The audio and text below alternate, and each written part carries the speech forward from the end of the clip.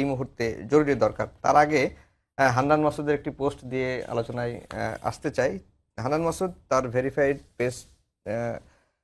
পেজে যে পোস্ট দিয়েছেন, তিনি যেটি বলেছেন যে প্রত্যাশা ছিল ৩০০ আসনে নির্বাচন করার, নির্বাচন করে ৬টি আসন পেলেও সেটি সম্মানজনক হতো। জামাতের সঙ্গে জোট করা ভুল ছিল বলবো না, পরিস্থিতি বা নানা কারণে সেদিকে তাদেরকে যেতে বাধ্য হয়েছেন। আর যদি নাও যেতাম আরো ভালো হতো। মানে যদি জামাতের সঙ্গে এনসিপি জোটে না যেত আরো কি ভালো হতো কিনা? এটা অ্যাকচুয়ালি মানে একটা ডিফারেন্ট পার্সপেক্টিভ থেকে বলা। সেটা হচ্ছে আমাদের ৩০০টি আসনে আমরা আমাদের জায়গা থেকে আমাদের কেন্দ্রীয় কমিটির স্থানীয় যারা নেতৃত্ব ছিল তারা তাদের জায়গা থেকে নির্বাচন করার একটা আশা ছিল, সেই অনুযায়ী পরিকল্পনা ছিল এবং দল গঠন হওয়ার পরের যে ১ বছর যে যার সাধ্য অনুযায়ী সামর্থ্য অনুযায়ী কাজ করার চেষ্টা করেছে।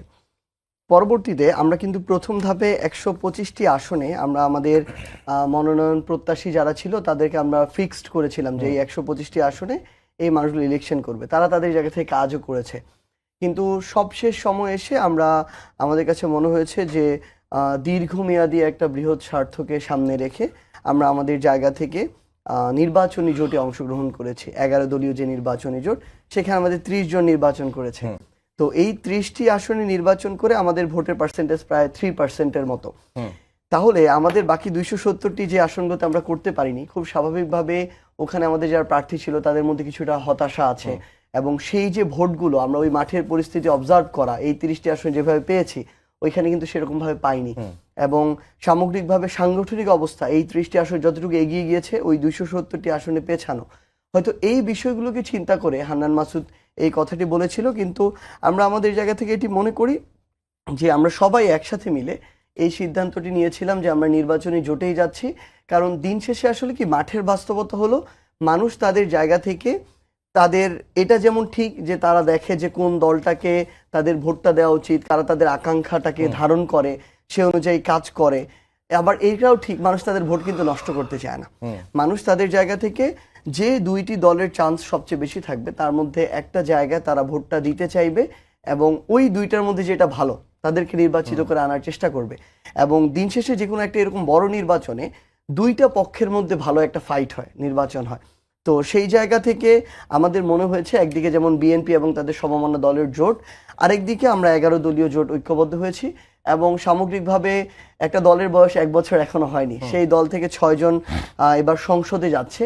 আমরা মনে করি এটা ১ বছর না হতে একটা দলের জন্য অনেক বড় প্রাপ্তি এবং এই শুরুটা দিন শেষে আমরা অবশ্যই ভালো মনে করব এবং এটাকে সামনে রেখে এর পরের বার যেন আমরা এককভাবে আরো বড়ভাবে ফাইট দিয়ে আরো বেশি সংখ্যক মানুষ আমাদের সংসদে যেতে পারে, সেটাই আমাদের লক্ষ্য থাকবে। জি, মাসুদ কামাল ভাই, যেটি সাজিদ সালাম বললেন যে এই দলের বয়স আসলে তো ১ বছর হয় নাই, ২৮ ফেব্রুয়ারি সম্ভবত ১ বছর হবে এবং ১ বছর সময়ের মধ্যে একটা জোটে গিয়ে ৩০টি আসনে নির্বাচন করার মধ্যে ৬টি আসনে জয়ী হওয়া।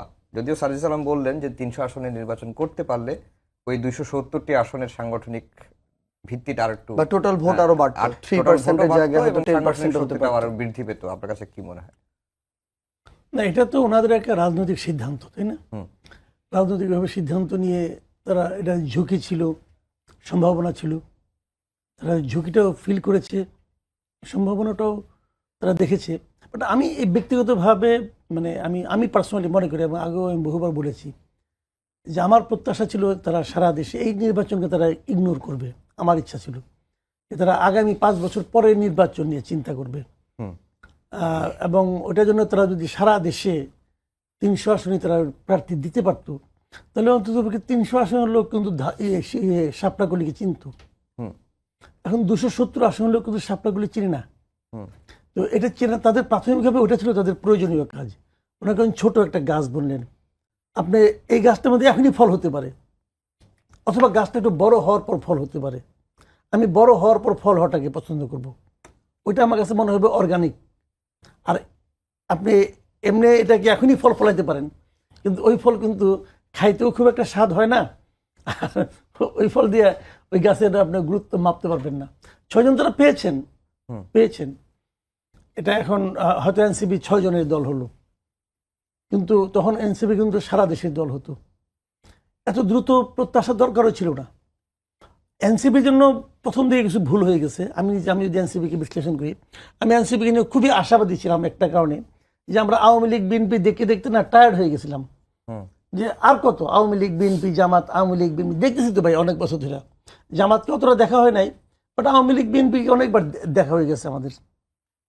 তো আমরা একটা নতুন ধারার দল, আমি নিজে পার্সোনালি প্রত্যাশা করছিলাম যে নাকি নতুন কিছু চিন্তা নিয়ে আসবে, বাট এনসিপি আনফর্চুনেটলি শুরু থেকে নতুন কোনো চিন্তার প্রকাশ ঘটাতে পারে নাই, একদম শুরু থেকেই পারে নাই। যদি পারতো তাহলে খুব ভালো হতো।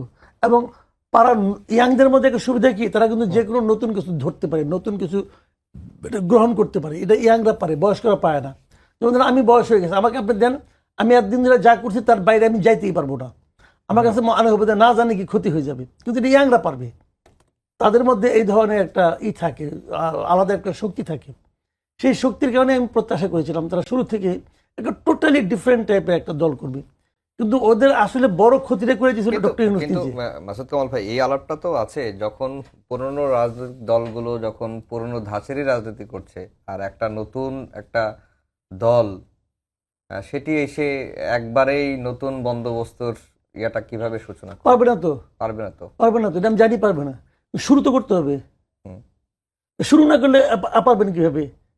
শুরুটা সবসময় কঠিন। একটা ট্রেন যখন চলা শুরু করে না, ওই শুরুর স্পিড দেখে কিন্তু ট্রেনের অন্তিম স্পিড আপনি টের পাবেন না।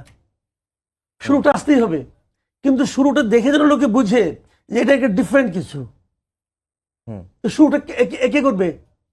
ওনার শুরুকে আমি করে দিব না। না, ওনার শুরু ওনাকেই করতে হবে। ওনার শুরু কি জামাত করে দিবে? করবে না। ওনারা যা করতে চায় সেটা কি জামাত করে দিবে?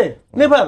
জামাত বরং ওদেরকে বোঝাবে যে আমি যেটা করতেছি তুমি এই লাইনে আসো, এটা বেটার। কারণ জামাত তো ওই লাইন, আমি কিন্তু জামাতকে খারাপ বলছি না, কিন্তু আমি জামাত, আওয়ামী লীগ, বিএনপি সবাই যার যার মতো পলিটিক্স করতে ভাই, আমার কোনো সমস্যা নাই। কিন্তু আপনি যখন আমার সঙ্গে আসবেন, আমি তো আপনাকে আমার মতো করার চেষ্টা করব। হুম কিন্তু আপনি যে নতুন কিছু করতে চাচ্ছেন, এইটা যতক্ষণ পর্যন্ত আপনি না করতে পারবেন ততক্ষণ পর্যন্ত ইয়াং যে দল হলো কেন, তখন তো এটা যে কোনো দল। হুম আমি তো যে কোনো দল চাই না রে ভাই, আমার বক্তব্য হলো ওই জায়গাটাতে। বুঝতে পারছি। তো ওই জায়গাটাতে আমি মনে করেছি, আমি বলি আমার অনেককে আমি বলেছি, ওনাদের অনেক লিডারকে আমি বলেছি, ভাই আপনারা এই নির্বাচনের কথা ভুলে যান। এই নির্বাচনের মাধ্যমে কিছু পাওয়াটা আসলে আপনাদের লস হবে, লস হবে। আমি উদাহরণ দিয়ে বলি, এই যে 6 জন গেছেন ওখানে, হুম জামাতের কোনো সিদ্ধান্তের বিরুদ্ধে কেউ যেতে পারবে না। দেখুন আমি দেখি যাই কিনা, এরা পারবে না। কারণ দেখলাম যে নাহিদকে তো চিফ হুইপ বানাই দিচ্ছে, নাহিদকে তো জোটের চিফ হুইপ বানাই দিচ্ছে রে ভাই।